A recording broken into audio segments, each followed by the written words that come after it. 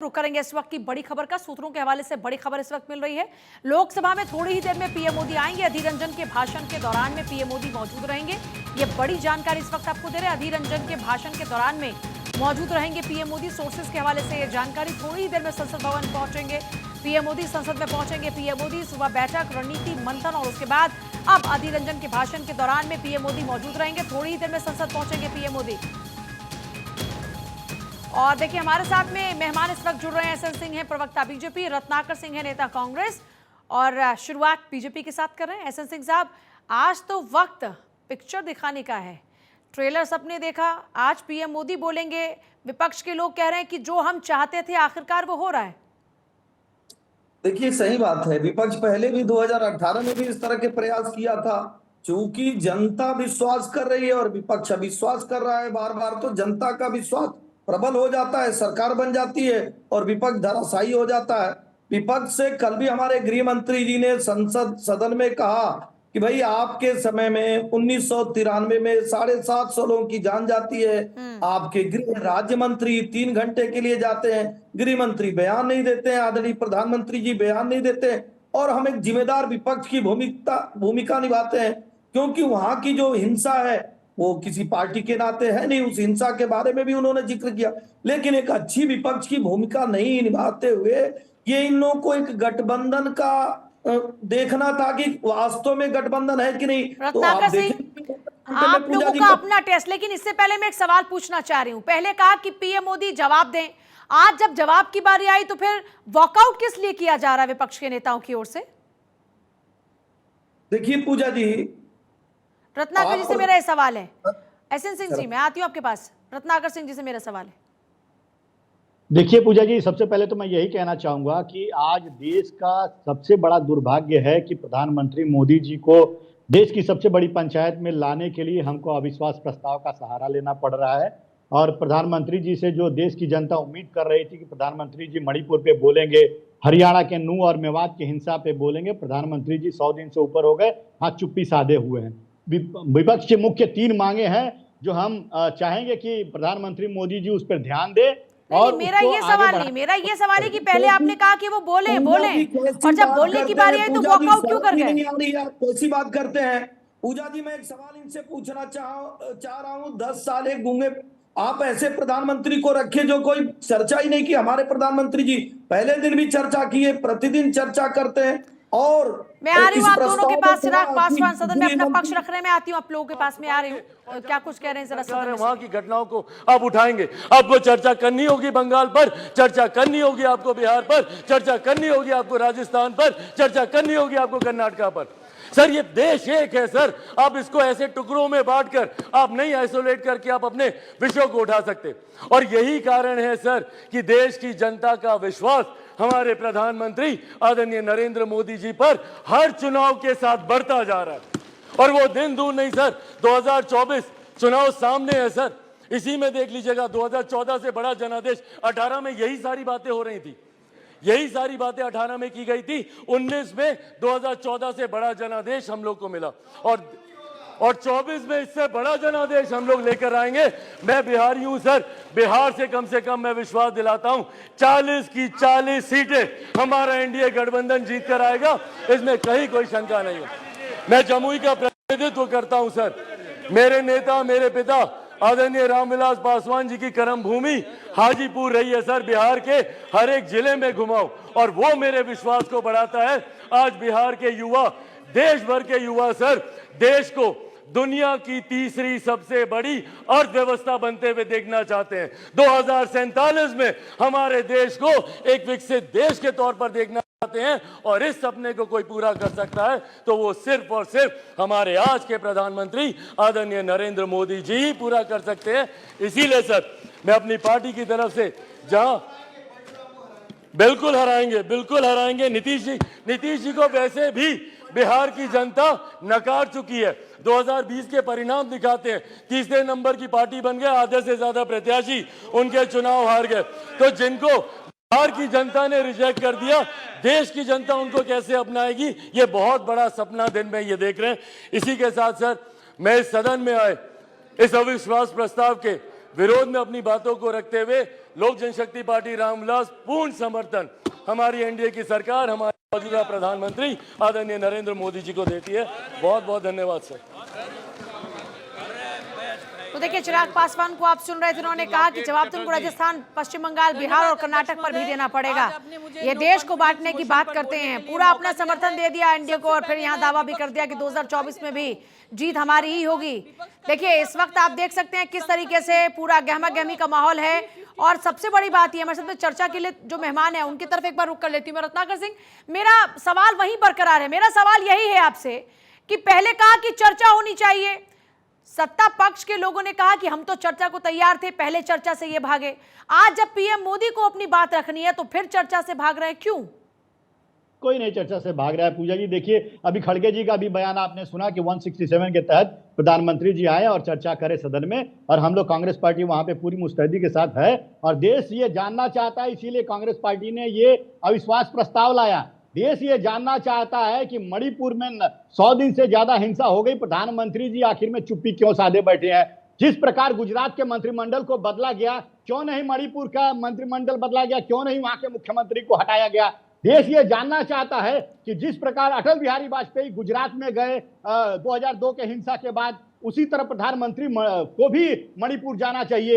आपकी अपने ही नेताओं से सबक लेना चाहिए। तो ये देश की एसएन सिंह साहब जवाब देंगे इस बात का। एसएन सिंह साहब, पूजा जी, मैं कह रहा हूँ सारे अनैतिक कार्य करने वाले नैतिकता की बात करेंगे तो कितनी शर्म आएगी। मैं कह रहा हूँ जब सिखों की हत्या होती है तो क्या राजीव गांधी जी प्रधानमंत्री पद छोड़ देते हैं? 1993 में जब 750 लोग मारे जाते हैं तो क्या इनके तत्कालीन प्रधानमंत्री पीवी नरसिम्हा राव जी पद छोड़ देते हैं? उनके गृहमंत्री पद छोड़ देते हैं?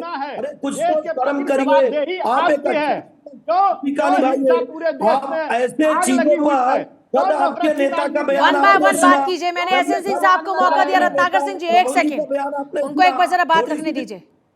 हाँ, देखिए पूजा जी, मैं कह रहा हूँ, आपने कहा पहले कि इस पर बयान होना चाहिए, वहां पे चर्चा होनी चाहिए। मैं आ रही हूँ, आप दोनों के पास आ रही हूँ। जरा फिर से सदन की कार्रवाई का रुख कर लेते हैं। होता है ना सर, बेंगलोर में इसका एक ही मकसद है, मिलकर बैठे हैं महफिल में जुगनू सारे, ऐलान यही है कि सूरज को हटाया जाए। कभी ये ऐसा नहीं होगा सर।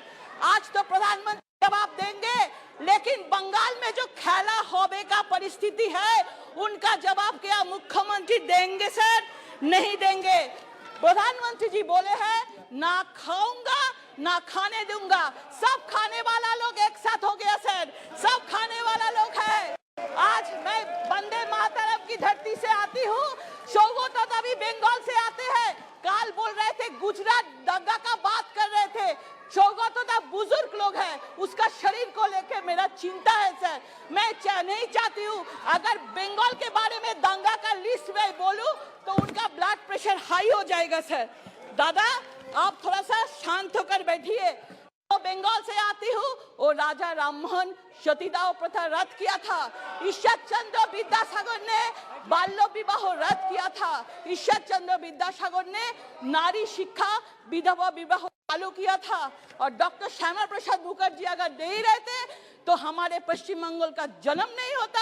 आज महिला मुख्यमंत्री भी पश्चिम बंगाल में नहीं होता।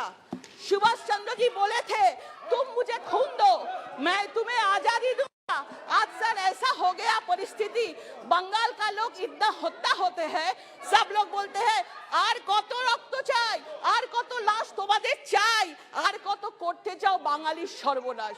सर 21 जुलाई शहीद दिवस होते हैं सर। शहीद दिवस में शहीद का वार्ता नहीं है, लेकिन बोलते हैं बीजेपी का नेता लोगों का घर घेराव करो। शहीद दिवस से मन से बीजेपी का शहीद करने का वार्ता देता है सर। सर ये लोग डेमोक्रेसी का बात करेंगे, ये तो है वर्ल्ड्स 8 अजूबा सर। जो लोग पोस्ट पोल वायलेंस में महिला के ऊपर इतना अत्याचार किया, वो लोग डेमोक्रेसी का बात करते हैं सर। सर बंगाल में 30% का राजनीति चलता है। दुर्गा पूजा विसर्जन को लेकर राजनीति चलता है, सरस्वती पूजा रोकने का राजनीति चलता है।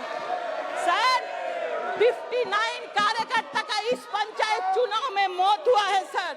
2011 से मुख्यमंत्री जब से बना महिला मुख्यमंत्री तब से सब जगह में महिला के ऊपर अत्याचार होते हैं।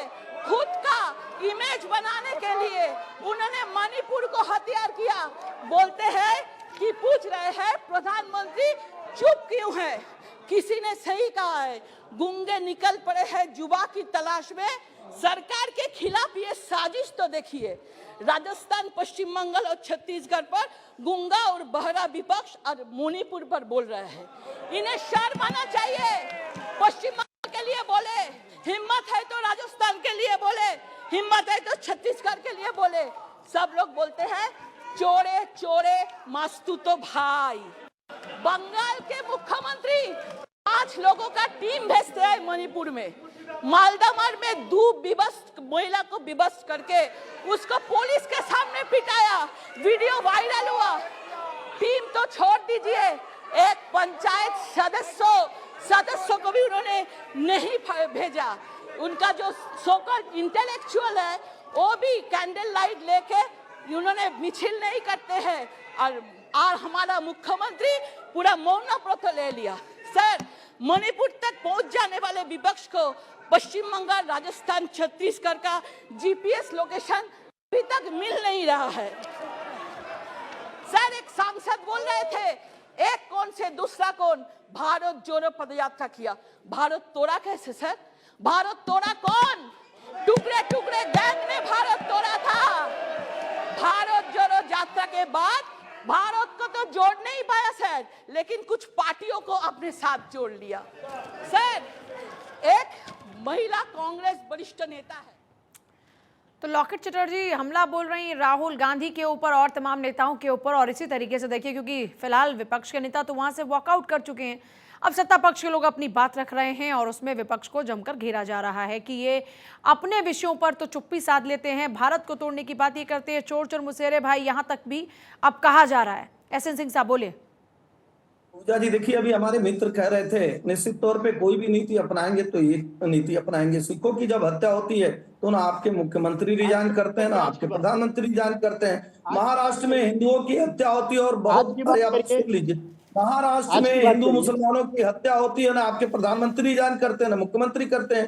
पश्चिम बंगाल में हिंदू मुसलमान हत्या आज से नहीं 68 से हो रही है, आपके मुख्यमंत्री एक बार भी रिजाइन नहीं किए। यही हालत आसाम में, केरल में बहुत सारे जगह होती है। चूंकि 6 साल से वहां भारतीय जनता पार्टी की सरकार है, आदरणीय गृह मंत्री जी ने भी कहा कि एक दिन भी कोई दंगा नहीं। अगर आपको चर्चा करना है तो नौटंकी क्यों कर रहे हैं? संसद में आके आपके नेता नौटंकी कर रहे हैं। जो चीज नहीं बोलना चाहिए कि भारत की हत्या कौन कर देगा? दुनिया में कौन सी ऐसी ताकत है जो भारत की हत्या कर देगा? लेकिन ऐसे राहुल गांधी जी जिनको पता ही नहीं है कि संपूर्ण भारत होता क्या है, उसकी हत्या की बात कर देंगे, कुछ भी कर देंगे। मौका दीजिए। बोले रत्नाकर जी। ठीक है एसएन सिंह साहब, मैं आती हूँ एक सेकंड। रत्नाकर सिंह, नौटंकी आप परिवार में करिए, संसद पूरा में देश नहीं करिए। देख रहा है और देश की जनता में यह सार्वजनिक है और सर्वविदित है कि किस प्रकार मणिपुर की घटना में महिलाओं के ऊपर अत्याचार किया गया है। देश की आत्मा जो है मणिपुर नहीं, मैं ये मणिपुर पर तो चलिए ठीक है, आज प्रधानमंत्री मोदी भी बोलेंगे, पर रत्नाकर जी एक सेकंड। एसएन सिंह साहब, मेरे एक सवाल का जवाब अब तक नहीं मिल रहा। मैं ये जानना चाह रही हूँ कि बार बार आपने उस पर मुझे अब तक जवाब नहीं दिया। आप कह रहे हैं कि मल्लिकार्जुन खड़गे कह तो रहे हैं कि 167 के तहत में आए और आके वहां पे बात करें। आप लोग पहले ये कह रहे थे कि देखिए हमने मजबूर कर दिया, हम चाहते थे कि पीएम की चुप्पी टूटे और अविश्वास प्रस्ताव लाकर हमने उनकी चुप्पी तोड़ने पर मजबूर कर दिया। आज जब आपने मजबूरी कर दिया तो फिर वहां से खुद क्यों उठकर चले गए? पूजा जी पहले कहे 267 में चर्चा हो जाए, अब भाग रहे करें 167 में रत्नाकर जी, राहुल जी सुनने के लिए तैयार नहीं है, क्योंकि हमने काम किया है। रत्नाकर जी जल्दी से एक सेकंड। एसएन सिंह साहब, देखिए प्रधानमंत्री जी का जो भाषण 4 बजे से शुरू होगा तो निश्चित रूप से आप देखेंगे कि जो भी इंडिया ग्रुप के जो वरिष्ठ सदस्य हैं, जो सांसद हैं, वो निश्चित रूप से वहां पे उपस्थित रहेंगे। मैं पूजा जी ये कहना चाहूंगा। और दूसरी चीज मैं ये कहना चाहूंगा पूजा जी की भारतीय जनता पार्टी सदन को झूठ बोलने के लिए चुनी है। आज आपने देखा कि कल गृह मंत्री किस तरह से झूठ पे झूठ बोलते जा रहे थे। कलावती का उन्होंने जिक्र किया। वह कलावती जो ये कह रहे थे कि बुंदेलखंड से बिलोंग करती है, वह कलावती महाराष्ट्र से बिलोंग करती है। उसी कलावती ने ऑन रिकॉर्ड कहा है कि राहुल गांधी ने 3 लाख रुपए उसको दिए और 30 लाख जो है उसको ट्रांसफर किया गया। किस तरह से देश के चलिए, सभी का शुक्रिया चर्चा में शामिल होने के लिए। बहुत शुक्रिया, बस वक्त नहीं, माफी चाहूंगी। बहुत शुक्रिया सभी का चर्चा में शामिल होने के लिए। देखिए, गहमा गहमी चारों तरफ है। इस बीच 2024 का चुनाव करीब है, इससे आप ये तो अंदाजा लगा सकते हैं कि आने वाले दिनों के अंदर भी ऐसे न जाने हजारों मुद्दे होंगे जिन पर इसी तरह से गहमा गहमी के साथ में चर्चा होने वाली है। लेकिन इस बीच मणिपुर पर सवाल बरकरार है।